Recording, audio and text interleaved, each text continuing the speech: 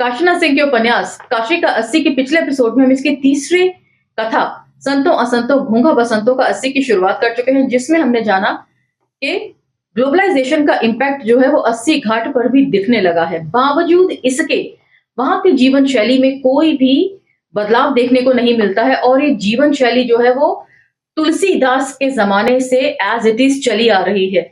पुराने चेहरों के साथ साथ नए चेहरे भी यहाँ पर यदा कदा दिखते रहते हैं, लेकिन 80 की संस्कृति को वो छू भी नहीं सके हैं। उसके बाद हमने वहां पर इस्तेमाल किए जाने वाली कुछ डिस्टिंक्ट वोकेबलरी के ऊपर चर्चा करी, किस तरीके से कुछ खास शब्दों का इस्तेमाल वहां की आम बोली में किया जाता है, जैसे कि व्यवस्था और कार्यक्रम। इन दोनों शब्दों का इस्तेमाल किस तरह किया जाता है और इसमें क्या डिफरेंस है ये भी हमें पता चला। जहां कार्यक्रम दारू के लिए झटपट बोतल खोलकर पी जाने वाली भाषा के तौर पर इस्तेमाल किया जाता है, वहीं व्यवस्था जो है वो भांग के लिए इस्तेमाल किया जाता है, क्योंकि भांग को तैयार करने में खासा वक्त लगता है और 80 घाट वालों के पास फुर्सत के अलावा और कुछ नहीं है। उसके बाद एक और शब्द का वे इस्तेमाल करते हैं, गणों गदर, जिसका इस्तेमाल सिंपोजियम या सेमिनार या संगोष्ठी के तौर पर किया जाता था और इसमें किस किस तरह के लोग होते थे। उसके बाद हमने चर्चा करी कि इस तरह के पार्टी या इनकलाबियों के लिए पप्पू चाय वाले की दुकान जो है एकमात्र अड्डा था और उसके आसपास का चौराहा जो है बस उतने भर तक ही उनके लिए दुनिया थी। एपिसोड हमने यही खत्म किया था, उसे वहीं से पिक करेंगे। दो एक लाइन पीछे से पढ़ूंगी, तो चलिए मेरे साथ। जय भीम, मैं शालिनी और आप देख रहे हैं अंबेडकर नामा। दो एक लाइन पीछे से पढ़ूंगी ताकि कंटिन्यूटी ब्रेक ना हो। और आज के एपिसोड में आप जानेंगे किस तरीके से जो है दूसरों की चीजों को चुरा कर अपने नाम पर किया जाता है। सेमिनार हॉल में बैठे हैं गदरहों के पुरखा महाकवि ब्रह्मानंद सहोदर। उन्होंने संदेश भेजा था मुझे कि चाय पकौड़े पान तुम्हारी ओर से, गीत मेरी ओर से। आ जाओ, लेन देन की क्या बात, मोहब्बत बड़ी चीज है। कोने में बेंच के एक छोर पर महाकवि, गले में कंठी माला, खादी की अधभैया गंजी, सर पर सफेद केशों का मेघ मल्हार, भाल पर बड़ी गोल सी लाल रंग की बिंदी, कंधे पर पीतांबर का भ्रम पैदा करता किनारेदार दुपट्टा। 80 पर उन्हें देखते ही कहते हैं लोग, भागो नहीं तो कविता पेल देंगे। ब्रह्मानंद की शामें एक जमाने से यही ढल रही हैं। कहना कविवर का कि सूर्य भोसड़ी के क्षमा प्रार्थी हूं, सवेरे सवेरे बन ठन कर लाल पीले रंगों में घर से निकलता है, सफेद झक आसमान की चोटी पर पहुंचता है और शाम ढलते ढलते गिर पड़ता है इसी पप्पू की दुकान में, इसी कांच की मेज पर, इसी शीशे के गिलास में। चलता है गोला बनकर, गिरता है गोली बनकर, भांग की गोली। पिछले कई सालों से महाकवि की शामें भी यहीं और दिन भी यहीं। शामें ढलती हैं, दिन चलते हैं, वे ना बीतते हैं ना बीतेंगे, दोनों स्थिर और व्यवस्थित हैं।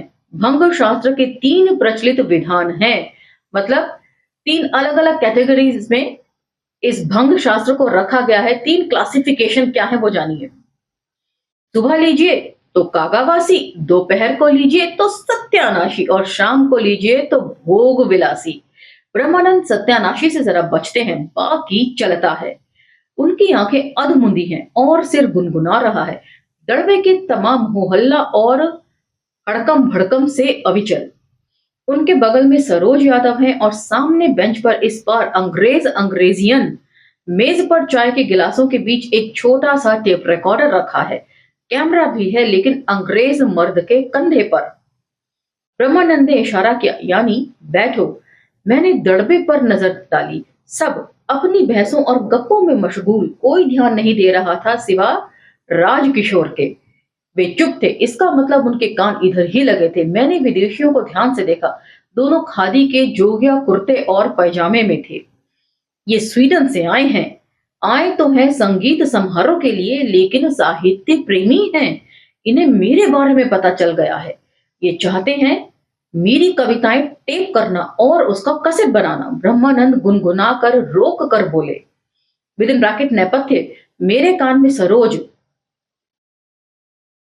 इनसे किसी ने बता दिया है कि कवि जी के यहाँ कमरा खाली है और वे किराएदार ढूंढ रहे हैं। कवि जी कई दिनों से इनके चक्कर में हैं। तो मतलब असलियत क्या है और ये बताई किस तरह जाती है? असलियत है कि इस अंग्रेज कपल को रहने के लिए एक किराए का कमरा चाहिए जो कविवर के पास मौजूद है और कविवर को भी एक किराएदार की जरूरत है। तो लेकिन कविवर जो है वो किस तरीके से गप बता रहे हैं कि ये मेरी रिकॉर्डिंग करना चाहते हैं। अंग्रेज भी जो है उनके टेप रिकॉर्डर्स में उनकी बातें रिकॉर्ड करके अपना मतलब साधना चाहते हैं। सच्ची बात क्यों नहीं बता रहे हैं सहोदर जी? राजकिशोर ने ठहाका लगाते हुए सुनाया। शर्मा रहे हैं शायद। सच्ची बात यह है कि डॉक्टर साहब की स्वीडन में नोबेल पुरस्कार देने वाली जो कमेटी है उसने भेजा है उन्हें कि जाओ सहोदर जी की कविताओं के टेप ले आओ, उसका अनुवाद करके देखते हैं। जब अनुवाद पर रविंद्रनाथ ठाकुर को दे दिया जा सकता है तो सहोदर को क्यों नहीं? तो यहाँ पर एक और हकीकत जानिए कि रविंद्रनाथ टैगोर को जो नोबेल प्राइज मिला था वो उनकी खुद की लिखी हुई कविताओं पर नहीं था, वो अंग्रेजी भाषाओं के कविताओं के अनुवाद पर दिया गया था। तो ये भी एक किस्म की चोरी ही है। अशोक पाणे ने गंभीरता से जोड़ा। और इधर तो भारत पर विशेष कृपा है भाई। मिस वर्ल्ड देखिए, मिस यूनिवर्स देखिए, अमर्त्य सेन देखिए, अगले साल सहोदर सेन देख लीजिएगा टीवी पर। तो ये वो दौर था जब सुष्मिता सेन, ऐश्वर्या राय और दिया मिर्जा, ये लोग सब जो है मिस इंडिया, मिस वर्ल्ड और मिस एशिया पैसिफिक वाले पेजेंट जीत कर लौटी थी।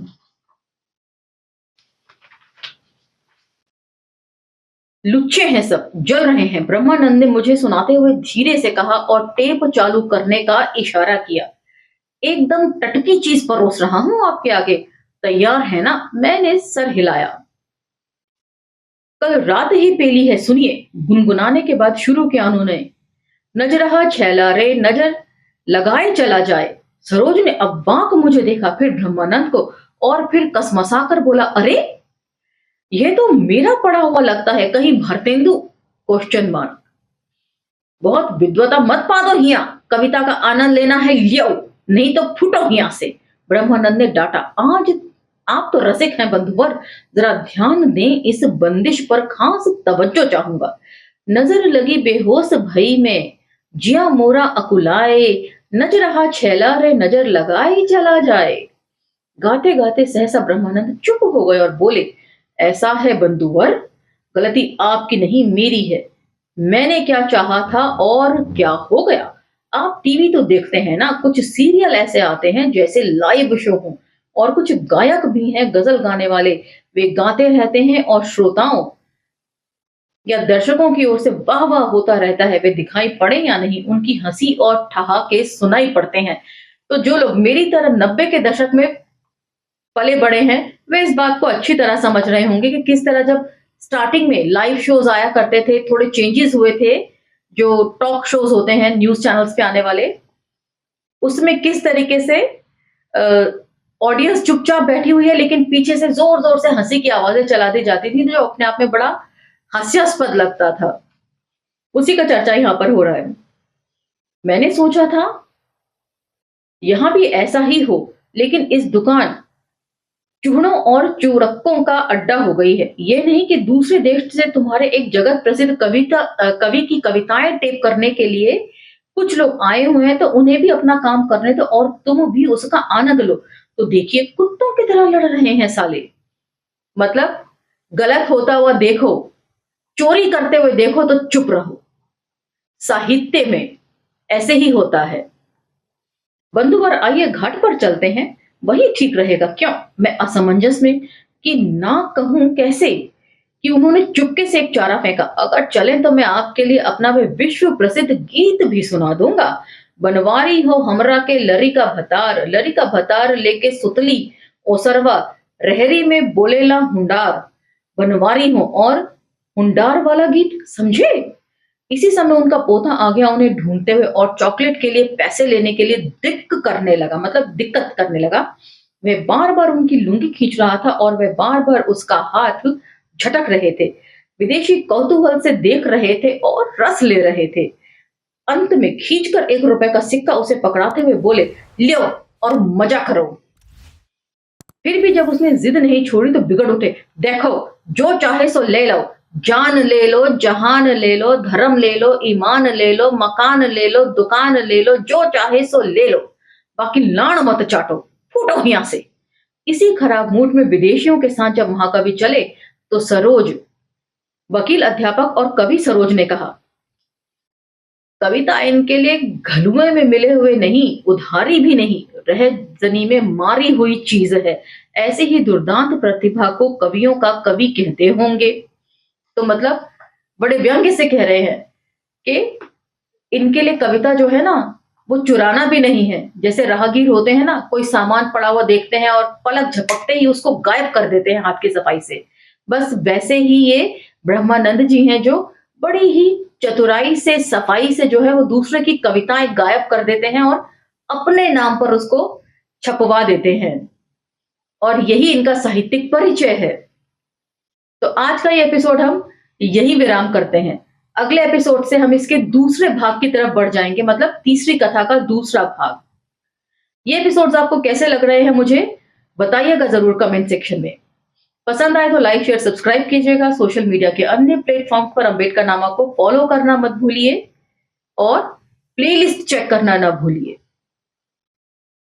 ठीक है, अब मुझे आगे दीजिए, मिलते हैं अगले एपिसोड में। तब तक के लिए जय भीम, धन्यवाद।